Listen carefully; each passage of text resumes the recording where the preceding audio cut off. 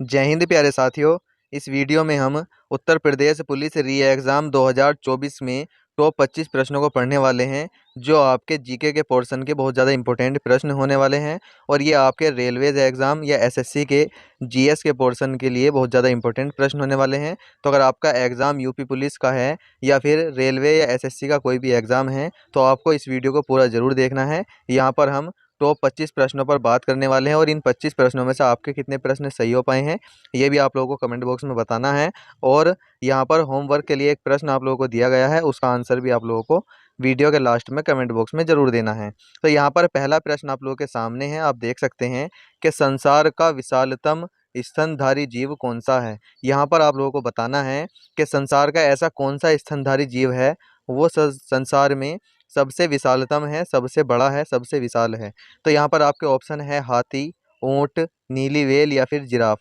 दोस्तों अगर यहाँ पर हम राइट आंसर की बात करते हैं तो यहाँ पर नीली व्हेल इसका राइट आंसर हो जाएगा। तो यहाँ पर ऑप्शन नंबर सी आप लोगों को याद कर लेना है।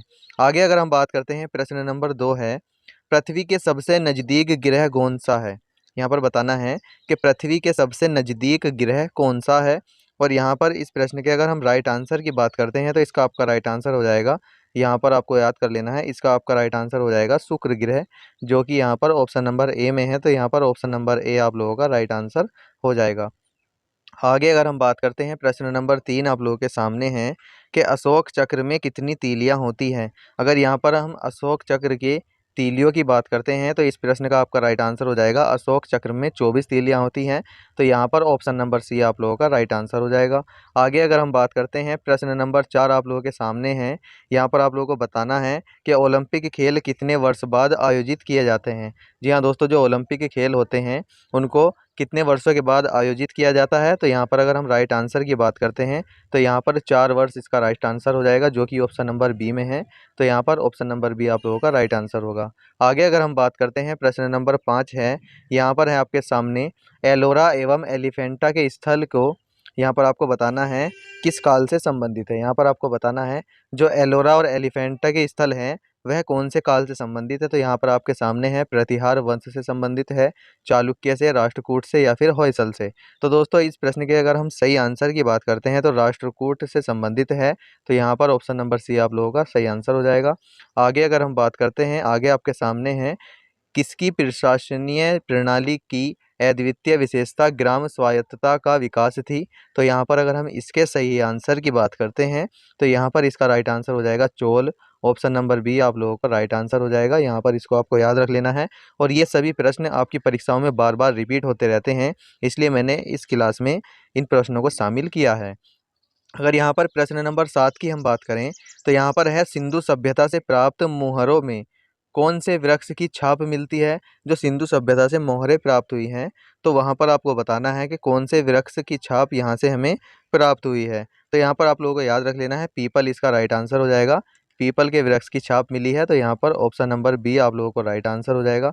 आगे अगर हम बात करते हैं, आगे आप लोगों के सामने है प्रश्न नंबर 8। यहाँ पर है स्कर्वी रोग। जी हाँ दोस्तों, यहाँ पर विटामिन और उनसे कमी से होने वाले रोग बार बार आपकी परीक्षाओं में पूछे जाते हैं।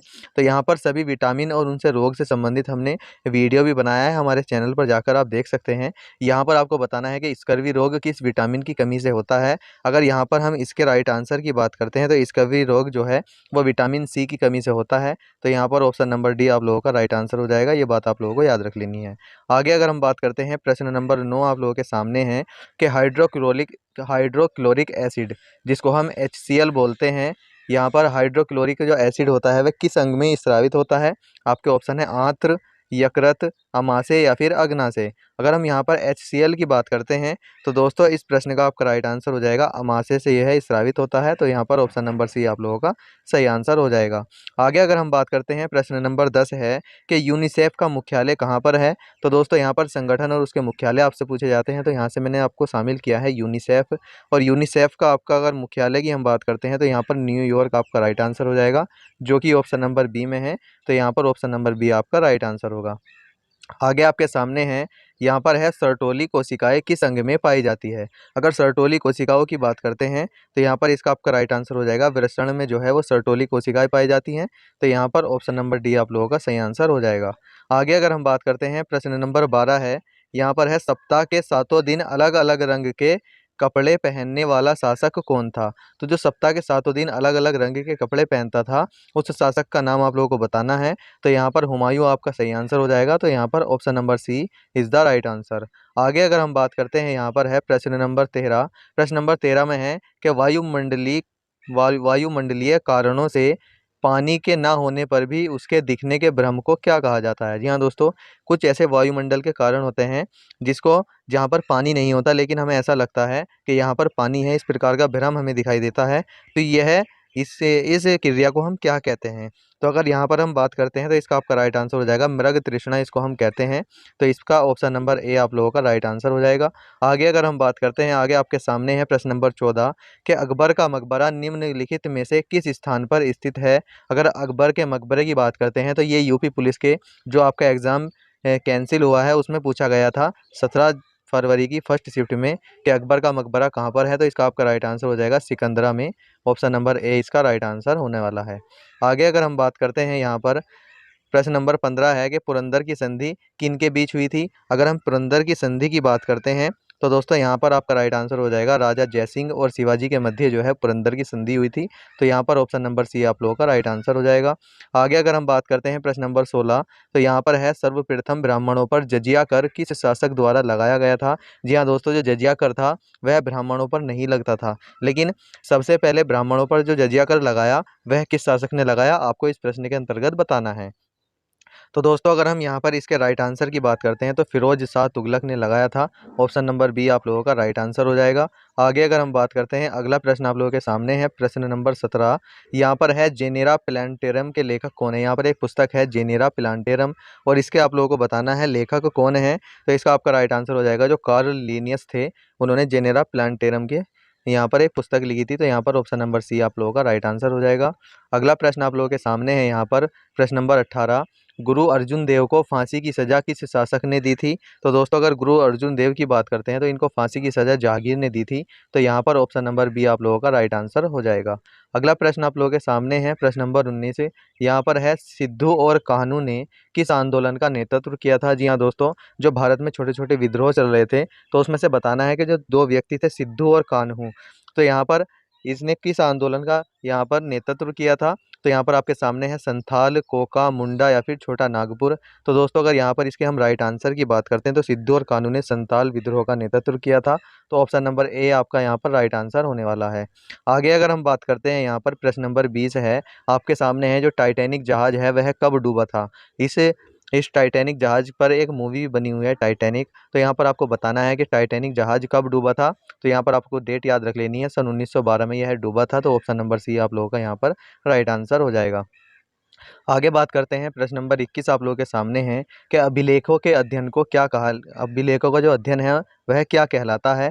तो यहाँ आपके ऑप्शन है एपिग्राफी, पॉलीग्राफी, सिस्मोग्राफी या फिर ज्योग्राफी। तो यहाँ पर आपको बताना है अभिलेखों का अध्ययन को हम क्या बोलते हैं। तो इसका आपका राइट आंसर हो जाएगा एपिग्राफी बोलते हैं। तो यहाँ पर ऑप्शन नंबर ए आप लोगों का राइट आंसर होने वाला है। आगे अगर हम बात करते हैं, प्रश्न नंबर 22 आप लोगों के सामने है। यहाँ पर आपको बताना है कि विश्व में सर्वाधिक जनसंख्या वाला शहर यहाँ पर कौन सा है। तो यहाँ पर अगर सर्वाधिक जनसंख्या वाले शहर की हम बात करते हैं तो टोक्यो, जो कि जापान का एक शहर है। तो यहाँ पर आपको राइट आंसर हो जाएगा ऑप्शन नंबर ए। ये जो है टोक्यो जो है ये विश्व में सर्वाधिक जनसंख्या वाला शहर है। आगे अगर हम बात करते हैं, अगला प्रश्न आप लोगों के सामने है प्रश्न नंबर 23 कि भारतीय संविधान में कितनी अनुसूचियां हैं। अगर भारतीय संविधान में टोटल अनुसूचियों की बात करते हैं तो भारतीय संविधान में 12 अनुसूचियां हैं।